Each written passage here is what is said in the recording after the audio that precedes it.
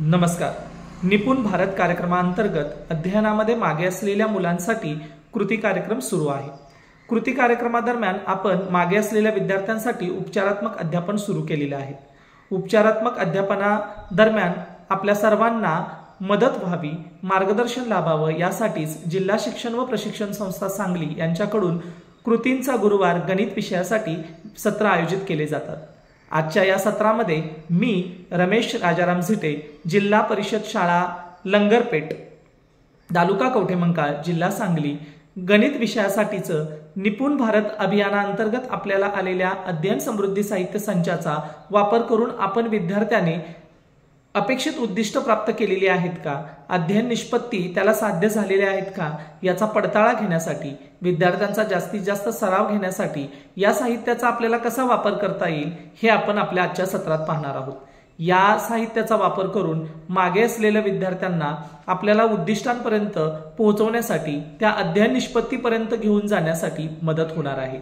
या निपुण अभियानांतर्गत आलेल्या अध्ययन समृद्धी साहित्य संचाचा वापर आपण जर डोळसपणे केला तर विद्यार्थ्याला अध्ययन निष्पत्ती प्राप्त करून देण्यासाठी मार्गदर्शन होणार आहे, त्याला निश्चितच मदत होणार आहे. त्याच्यामुळे आपल्या सर्वच शाळांमध्ये उपलब्ध असलेल्या या साहित्याचा जास्तीत जास्त चांगला वापर आपण जर केला तर आपण आपल्या उद्दिष्टापर्यंत अधिक जलदरित्या पोहोचू शकतो. तर आज आपण निपुण भारत अंतर्गत आपल्याकडे असलेल्या अध्ययन समृद्धी साहित्य संचांमधील काही साहित्यांची ओळख पाहणार आहोत आणि या साहित्याचा वापर कसा करणार आहोत ते सुद्धा आपण आजच्या या सत्रांमधून पाहणार आहोत. ही आपल्याला गणन पूर्व तयारीसाठी कार्ड्स दिलेले आहेत. 25 कार्डचा हा एक संच आहे. याच्यामध्ये आपल्याला अवकाशीय संबोध आहेत. त्याच्यामध्ये लहान, मोठा, वर, खाली, उंच, ठेंगणा, लांब, आखूड या सर्व संकल्पना आहेत या किंवा हे सर्व जे संबोध आहेत हे संबोध आपल्याला या कार्डच्या माध्यमातून स्पष्ट करून सांगण्यास किंवा त्या संबोधांचा सराव घेण्यास मदत होणार आहे. जसं की आपण इथे बघतोय की पुस्तक आहे, तर पुस्तक आपण या तीन कार्डची तुलना केली तर आपल्याला हे लक्षात येतं की सगळ्यात मोठं सर्वात लहान असंही होतं किंवा फक्त लहान मोठा म्हटलं असेल तर 2 कार्डमध्ये आपल्याला लहान पुस्तक आणि मोठं पुस्तक, जड किंवा हलके किंवा लांब आणि आखूडमध्ये आपल्याला हे ट्रेनचं उदाहरण दिलेलं आहे.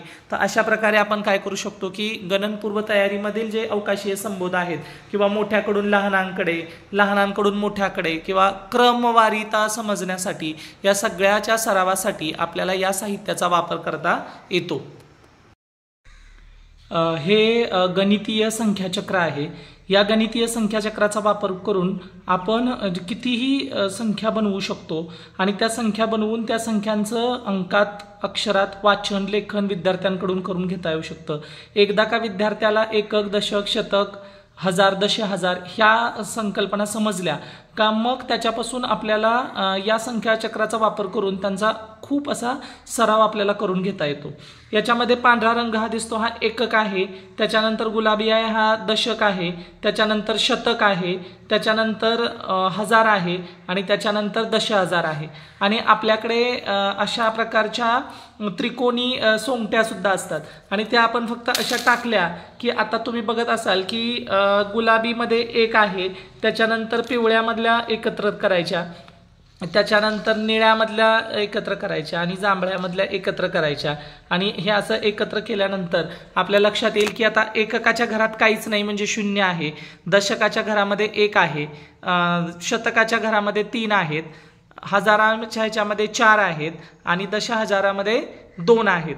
म्हणजेच काय झालं की दशहजाराच्या इथे 2, 4 म्हणजे 24 झाल्या ह्या, त्याच्यानंतर 3 आणि 1 म्हणजे 24,310 संख्या काय झाली 24,310 कारण 2, 4, 3, 1, 0 24,310 अशा आपल्याला प्रत्येक वेळेला आपण काय करू शकतो वेगवेगळ्या संख्या तयार करू शकतो. आता मी अजून एक टाकलं, अजून एकदा वेगळ्या प्रकारे टाकलं तर आता पुन्हा मी हे केलेलं आहे. आता एक वेगळी संख्या तयार होणार आहे. आपण पुन्हा एकत्रित केलं एका प्रत्येक घरात जे जे पडलेले आहेत ते आणि हिते आणि शेवटच्या दशहजाराच्या घरात काहीच नाहीये तर तिथे 0 आहे.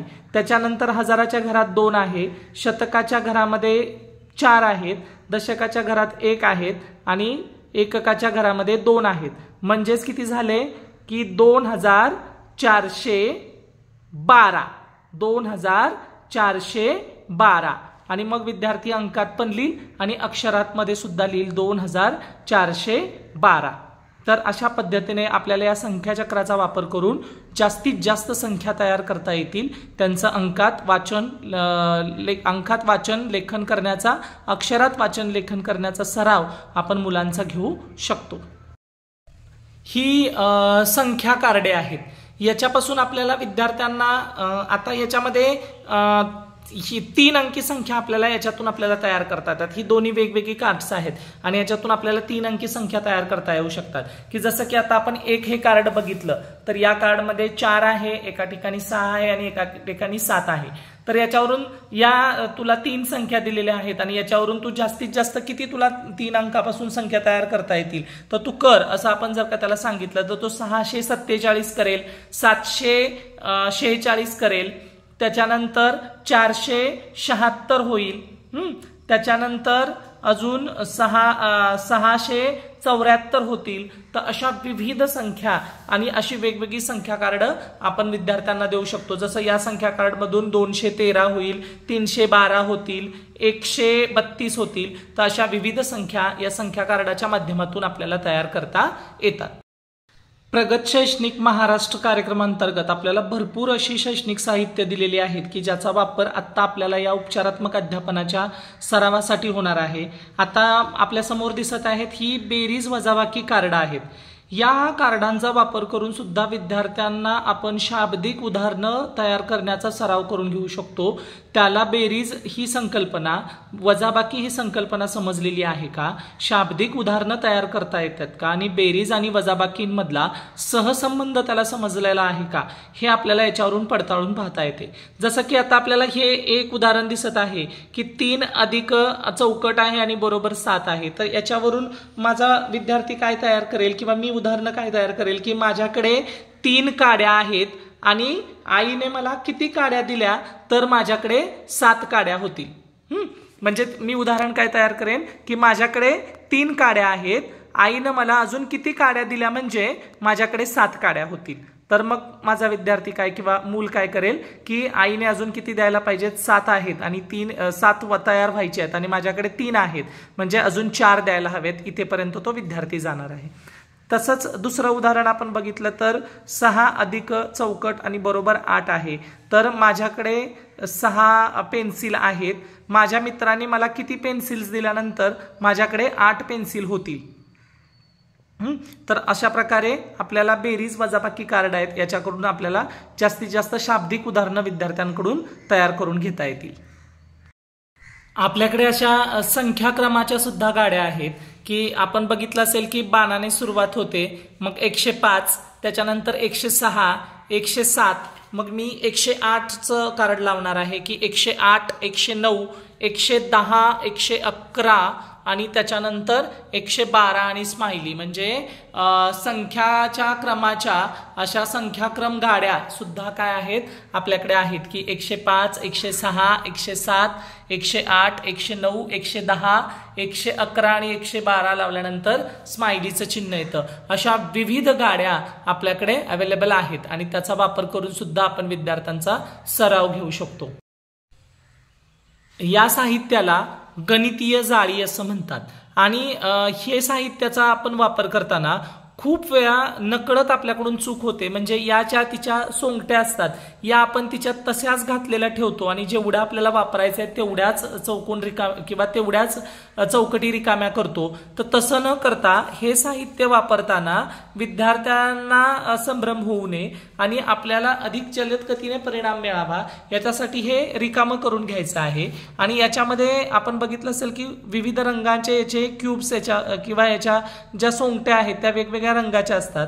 आता याच्यामध्ये मला बेरीज करायची असेल तर मग मी काय सांगणार आहे की माझ्याकडे हिरव्या रंगाच्या 2 सोंगट्या होत्या, तर तो काय करणार आहे मूल की 2 सोंगट्या हिरव्या रंगाच्या घेऊन तो याच्यामध्ये असं ठेवणार आहे. आणि आता माझ्याकडे पिवळ्या रंगाच्या 3 आहेत, तर माझ्याकडे एकूण किती झाल्या तर हा 3 त्याही घेणार आहे, 1 2 3 असा, आणि मग या याच्यात लावल्यानंतर तो मोजणार आहे की 1 2 3 4 5, म्हणजे माझ्याकडे 2 हिरव्या आणि 3 पिवळ्या मिळून काय झालेल्या आहेत, 5 सोंगट्या तयार झालेल्या आहेत. म्हणजे 2 अधिक 3 बरोबर 5 येतं. याचा पडताळा सुद्धा या साहित्याच्या साहाय्याने विद्यार्थ्याला घेता येतो. याचाच वापर आपल्याला वजाबाकीसाठी सुद्धा करता येतो, की जर मी वजाबाकीचं उदाहरण करत असताना मी असं म्हणत असेल की माझ्याकडे 3 रंगांच्या सोंगट्या आहेत आणि त्याच्यातल्या 2 सोंगट्या मी माझ्या मित्राला दिल्या, तर माझ्याकडे किती राहिल्यात, तर मी काय करणार आहे की 2 त्याच्यातल्या काढून घेणार आहे आणि आता एकच राहिली, त्याच्यामुळे त्याच्याकडे 1 सोंगटी राहिलेली आहे. तर असा सराव देखील आपल्याला विद्यार्थ्याला याचा देता येतो आणि फार म्हणजे गणित हा विषय अतिशय आनंददायी पद्धतीने आणि मनोरंजकरित्या आपल्याला विद्यार्थ्यांपुढे मांडता येतो. आता आपण बेरीज गाड्या कशा असतात त्या बघणार आहोत आणि त्या बेरीज गाड्यांचा वापर करून आपल्याला कसा सराव करून घेता येऊ शकतो. याच्यामध्ये एक तर बेरजेचा पण सराव करून घेता येतो आणि दुसरा म्हणजे विस्तारित रूपात मांडणी, याचे सुद्धा विद्यार्थ्यांपर्यंत आपल्याला पोहोचवता येते आणि त्याला ती व्यवस्थित समजलेली आहे की नाही याचा पडताळा पण घेता येतो. आता पहिली जी माझ्याकडे पट्टी आहे तिच्यामध्ये बाणाचं चिन्ह आहे, म्हणजे मला या पट्टीपासून सुरुवात करायची आहे आणि संख्या आहे 3286. तर मग माझ्या विद्यार्थ्याने उरलेल्या त्याच्याकडे ज्या पट्ट्या आहेत त्या पट्ट्यांमधून त्याने काय करायची आहे की 3286 तयार होणारी ही जी पट्टी आहे ती घ्यायची आहे. म्हणजे 3286 म्हणजेच किती आहेत, तर 3000 अधिक 200 अधिक 80 अधिक 6 म्हणजे 3000, 2 शतक, 8 दशक आणि 6 एकक. मग त्याला लगेचच पुढचं हे मिळतं, कोड मिळतं की 4853. मग 4853 होणारी पट्टी त्याने समोर तयार ठेवली, तर 4853 आणि मग त्याला पुढचं कोड मिळतं पुन्हा की 9437. मग तो काय करतोय, 9437 ची पट्टी ठेवतोय आणि ती ठेवल्यानंतर त्याला उत्तर मिळतं की पुढे कोड मिळतं की 6347 आणि मग 6347 पुढे त्याने ही पट्टी ठेवल्यानंतर शोधून की 6000, 3 शतक, 4 दशक आणि 7 एकक आणि मग स्माइलीचं चिन्ह येतं. म्हणजे त्याने काय केलेली आहे, ही बेरीज गाडी आहे, ही बेरीज गाडी त्याने पूर्ण केलेली आहे. आणि अशाच मग जशा बेरीज गाड्या आहेत त्याप्रमाणे वजाबाकी गाडी येते, गुणाकार गाडी येते आणि भागाकार गाडी सुद्धा येतात. आणि अशाच पद्धतीने आपण जसं आता आपण एक उदाहरण बघितलं असं बेरीज, वजाबाकी, गुणाकार, भागाकार याचा सराव विद्यार्थ्यांकडून आपण या गाड्यांच्या माध्यमातून घेऊ शकतो आणि मग या बेरीज गाड्या, गुणाकार गाड्या, भागाकार गाड्या, वजाबाकी गाड्या वापरता येतील. गणिताचं अध्यापन करत असताना आपल्याला सगळ्यात महत्त्वाचं आणि उपयोगी साहित्य म्हणजे जोडो ब्लॉक्स. या जोडो ब्लॉकचा वापर करून अगदी आपण अवकाशीय संबोध असतील, बेरीज, वजाबाकी, गुणाकार, भागाकार, अपूर्णांकांचा चढता उतरता क्रम, आपण बऱ्याचशा संबोध आहेत, हे संबोध साहित्यासह आपल्याला विद्यार्थ्यांना स्पष्ट करून द्यायचे असतील तर आपण जोडो ब्लॉकचा वापर करू शकतो. आता आपण प्राथमिक स्तरावरचा विचार केला तर मी म्हटलं की बेरजेचं उदाहरण विद्यार्थ्यांकडून साहित्यासह मला सोडवून घ्यायचं आहे, तर की माझ्याकडे 4 जोडो ब्लॉक होते आणि माझ्या मित्राने मला 2 जोडो ब्लॉक्स दिले, तर एकूण किती झाले, तर तो काय करेल, हे 4 आणि 2 असे एकत्र जोडेल आणि मग मोजेल की 1 2 3 4 5 6 म्हणजे 6 त्याच्याकडे झालेले आहेत. म्हणजे 4 अधिक 2 बरोबर 6 हे त्याला मोजून सुद्धा सांगता येणार आहे. तेच जर का मी असं उदाहरण घेतलं की माझ्याकडे 6 जोडो ब्लॉक्स आहेत आणि 6 मधून मी 3 माझ्या मित्राला दिले, तर आता माझ्याकडे किती राहिले, तर तो काय करेल 1 2 3 काय करेल, याच्यातून काढून टाकेल, म्हणजे 3 दुसऱ्याला दिले म्हणजे त्याच्यातून काढून टाकले आणि आता त्याकडे राहिलेत 1 2 3. म्हणजे तो बेरीज आणि वजाबाकी अशा दोन्ही क्रिया या जोडो ब्लॉक वरून आपल्याला करून घेता येतील आणि असं हे अतिशय सुंदर असं हे साहित्य आपल्याकडे आहे. हे आपल्याला ज्युनियर ॲबॅकस दिलेला आहे. याच्यामध्ये आपल्याला विद्यार्थ्यांना एककाची ओळख, दशकाची ओळख करून देता येणार आहे. जसं की आता हे एकक आहे, 1 एकक आहे, मग 2 एकक आहे, 3 एकक आहे, 4 एकक आहे, 5 आहे, 6, 7, 8, 9 आणि 10. मग 10 एककांचा एक दशक होतोय. अशा हा एक दशक आहे, हा दुसरा दशक आहे. 10 दशकांचा एक शतक होतोय. म्हणजे एककाचे दशक, देशकाचे एकक किंवा दशक, 10 दशक मिळून शतक. तर हे आपल्याला खुलेबंद रूप जे आहे ते खुलेबंद रूप इथे आपल्याला विद्यार्थ्यांना स्पष्ट करून सांगता येणार आहे. त्याचप्रमाणे या साहित्याचा वापर करून आपल्याला समसंख्या, विषम संख्या या सुद्धा विद्यार्थ्यांकडून करून घेता येतील. त्याचप्रमाणे आपल्याला बेरीज वजाबाकी असेल की 2 अधिक 1, तर मग 2 आणि इथला 1 असा 2 अधिक 1 किती झाले तर 3 झाले. किंवा एकाच याच्यातले घ्यायचे असेल तरी 2 आणि हा 1 असे किती झाले, 2 अधिक 1 बरोबर 3 झालेले आहेत. तर अशा आपल्याला बेरीज, वजाबाकी, गुणाकार, भागाकार या सगळ्या गोष्टी आपल्याला या ज्युनियर अबॅकसच्या माध्यमातून विद्यार्थ्यांचा सराव घेता येतो. हे व्यंगचित्र नावाचं साहित्य दिलेलं आहे. याच्यामध्ये वेगवेगळे आकार आहेत की जसं वर्तुळ आहे, त्रिकोण आहे, पंचकोन, षटकोन, अष्टकोन अशा वेगवेगळ्या आकृत्या आहेत. आणि आपल्याला हे जे दिसत आहेत अशा ट्रान्सपरंट पारदर्शकी काउंटर सुद्धा दिलेले आहेत. आणि याच्यामध्ये आपण जसं आपल्याला गणितामध्ये उदाहरणं असतात की आता आपण याच्यामध्ये बघितलं असेल तर याच्यामध्ये वर्तुळ, त्याच्यानंतर चौरस आणि आयत अशा 3 आकृत्या मी घेतलेल्या आहेत. ही सगळी उदाहरणं आपल्याला माहीत सुद्धा आहेत.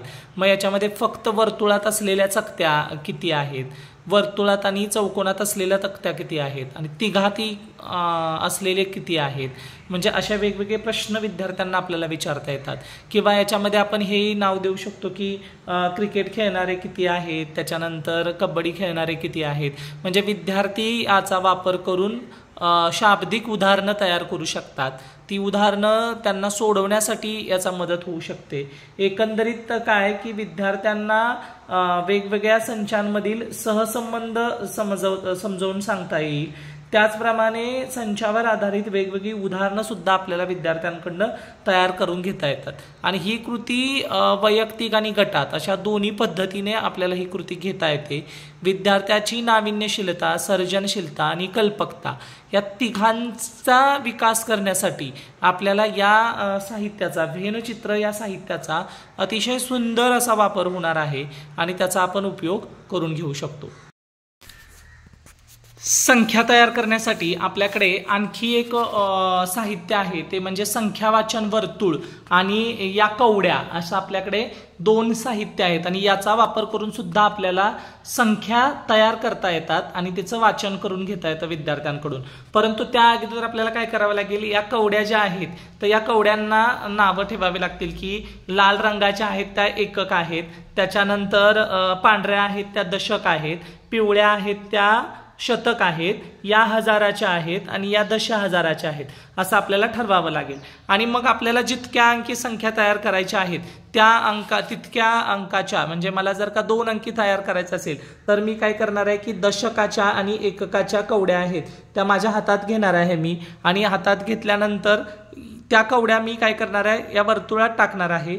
ज्या वर्तुळामध्ये पडतील त्याच आपण गृहीत धरायच्या आहेत, बाहेरच्या कवड्यांचा विचार करायचा नाही. जसं की आत्ता मी करतोय की टाकल्या मी, आता टाकल्यानंतर बाहेरच्यांचा विचार आपण करणार नाही. पण वर्तुळात पडल्यात की 2 आणि या पांढऱ्या 3 आहेत. आता लाल रंग एककाचा होता आणि पांढरा रंग दशकाचा होता, म्हणजे संख्या तयार झालेली आहे 32. त्याच्यानंतर मी पुन्हा दुसरा प्रयत्न केला तर हे झालं. आता काय झालेलं आहे की फक्त पांढऱ्या रंगाच्या 3 संख्या पडलेल्या आहेत, एककाची एकही नाही. संख्या तयार झालेली आहे 30. 3 दशक म्हणजे 30. तर अशा या संख्यावाचन वर्तुळाचा वापर करून सुद्धा आपण हव्या त्या संख्या तयार करू शकतो. एक आपण उदाहरण बघू की आता आपण पांढरा आणि लाल रंग घेतला होता म्हणजे एकक आणि दशकाचा, अजून मी पिवळा रंग पण घेतला शतकाचा. आणि आता मी काय करत आहे, पुन्हा मी टाकत आहे. आता टाकल्यानंतर पिवळ्या रंगाच्या 3 संख्या आहेत, 3 कवड्या आहेत म्हणजे 3 शतक आहेत. पांढऱ्या 4 आहेत म्हणजे 4 दशक आहेत आणि लाल 3 आहेत म्हणजे 3 एकक आहेत. म्हणजे संख्या तयार झालेली आहे 343. 343. 3 दशक 3 शतक, 4 दशक आणि 3 एकक म्हणजे 343.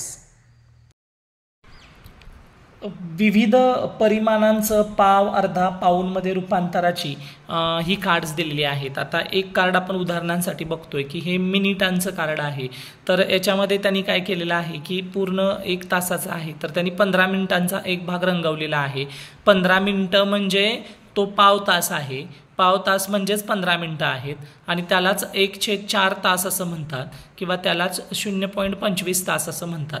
मग आपण दुसरं हे केल्यानंतर, पाठीमागे हे केल्यानंतर आपण बघतो की 15 मिनिटाचे 2 भाग म्हणजेच अर्धा तास होतो, त्यालाच 0.5 तास म्हणतात किंवा 30 मिनिटं सुद्धा ती होतात.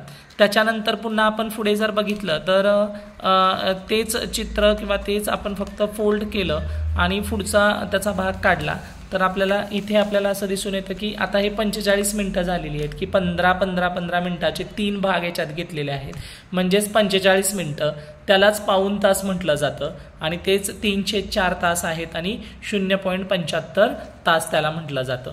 त्याच्यानंतर आपण दुसरं बघितलं की आपण दुसऱ्या भागाने, अजून एका भागाने जर का ते चित्र फोल्ड केलं तर किंवा फोल्ड केलेलं जर उघडलं तर आपल्याला लक्षात येतं की इथे आता 15 मिनिटाचे 4 भाग आणि पूर्ण वर्तुळ पूर्ण झालेलं आहे, म्हणजेच ती 60 मिनिटं आहेत आणि त्यालाच 1 तास असं म्हटलं जातं.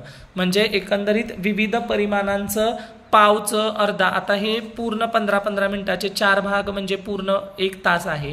मग त्याच्यातला एकच भाग घेतला आपण तर काय होतं, तर इथे हे बघितलं त्याने आपण बघतो की त्याच्यातला 2 भाग घेतले आपण तर 15 मिनिटाचे 2 भाग घेतले असता अर्धा तास होतो. त्याच्यानंतर त्याचे 3 भाग आपण जर घेतले तर इथे 3 भाग आपण घेतलेले आहेत, 3 भाग घेतले का तो पाऊण तास होतो आणि 45 मिनिटं त्याला म्हणतात. तर असा आपण त्याचा सराव देखील, की जो विद्यार्थ्यांना भाग कठीण वाटतो किंवा तो संबोध समजण्यासाठी थोडासा जड जातो, तो या साहित्याच्या माध्यमातून वारंवार सराव केल्यानंतर तो अधिक सोपा आणि सहज आपल्याला करता येतो. त्यानंतर आपल्यासाठी वजन परिमाणं सुद्धा दिलेली आहेत. त्याच्यामध्ये 1 किलोचं वजन आहे, अर्धा किलोचं वजन आहे, 200 ग्रॅम आहे, 100 ग्रॅम आहे आणि 50 ग्रॅम आहे.